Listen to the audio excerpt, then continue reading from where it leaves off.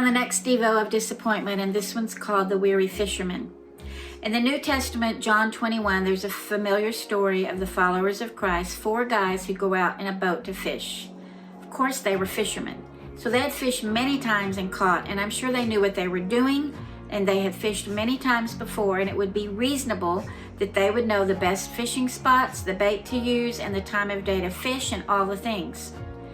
This particular night, the guys caught nothing, and Jesus showed up near them on the shore, and he called out. But the guys didn't even realize it was Jesus. He called them friends, and he asked them if they had fish, and they said no. So let's stop here a moment and consider that these men were most likely disappointed. I fished many times growing up with my dad and my avid fisherman uncle, and if the fish didn't bite as usual and with all the right equipment and knowledge, everyone went home disappointed. After all, it's frustrating to do what you know to do and do it well, only to have no results. So Jesus spoke to the guys to throw their net on the other side of the boat, and they did, and they caught a ton of fish. In fact, they couldn't even handle the weight of the catch. Disappointment in not catching fish as per their usual fishing could have caused these guys to not listen to this friend on the shore. It's curious to me that they listened and did what this friend suggested instead of arguing that they knew what they were doing. Why did they take this friend's instruction? And what's even more curious is that when they caught the fish after changing their methods, Peter recognized it was Jesus who spoke out to them. He immediately jumped out of the water, and the other guys followed suit, and they came to the shore where Jesus had fire and bread ready to go with the fish. Where did Jesus get the fish that he already had on the fire? Then he asked the guys to bring some of theirs to put on the fire as well, and it says Jesus invited them for breakfast, and none of them dared ask who Jesus was because they knew it was the Lord. So again, let's look at this story through the eyes of disappointment. We're often going about our business as usual, always expecting a good return for our hard work. It happens in the secular world as well as the spiritual. We go about doing good, using our skills and knowledge that has always worked before, and it's frustrating when we hit a dark night or a season with no fruit for our labors. It's disappointing. However, these guys and their hearts were apparently open to receive suggestions even in the middle of their disappointment. Jesus knew their need, he knew how hard they had worked, and he had a solution and sustenance waiting for them. He knew they were tired and that they were sorely disappointed in their empty nets. This is encouraging to all of us that are weary and well-doing. Remember Psalm 68:9 says he refreshes the weary with showers. There's another verse that says God never grows weary or tired, and that his understanding is no one can fathom. Jesus apparently was awake and watching these guys as they fished all night, and he was there and had a fire started, bread and fish as the sun came up.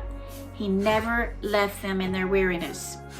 Then the most famous verse of all is that on weariness is, though we grow weary and faint, those that wait on the Lord will renew their strength and soar on wings like eagles. In Matthew, we're told to come to God when we're weary, and he will give us rest.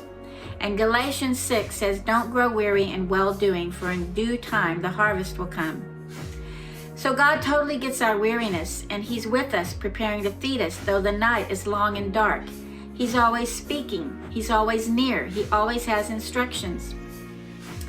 Serving God can get wearisome sometimes, and for some reason we often keep serving and giving and doing what we've always done, even when that doing causes us to grow tired and we lose sight of any results from our labors. Raising kids and praying for our grown children, being there for them, always doing and serving and receiving back love is rewarding until our children turn away and there's nothing reciprocating from that love. Loving a spouse can grow wearisome when we've always loved and forgiven and served, and it went well for years, and then suddenly it didn't. I wonder why, again, these guys listened to the voice of the man calling from the shore. Could it be that he started out with the word friends, and so they were thankful that someone cared and noticed? Isn't it cool how so many times in the Bible Jesus invites us to dine?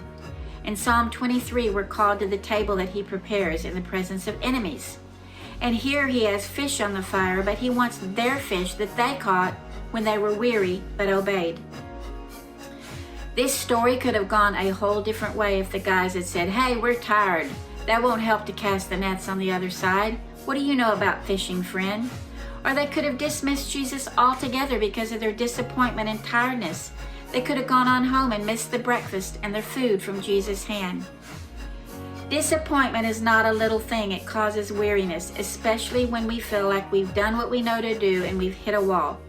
It's then that disappointment can turn dangerous if we don't know that Jesus is our friend that never leaves us and sticks closer than a brother all through the night. When we know that, we will recognize his voice and obey as our eyes are opened. Who wants to miss breakfast with Jesus? I don't, but I have before when disappointment got the best of me and went away dragging and tired, not hearing or listening for comfort at all. Are you disappointed in well-doing and you become weary? Jesus is on the shore calling you friend, offering you something new to try, and preparing a meal you don't want to miss. And after that meal, guess what?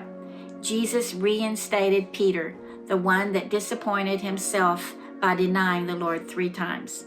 Great story.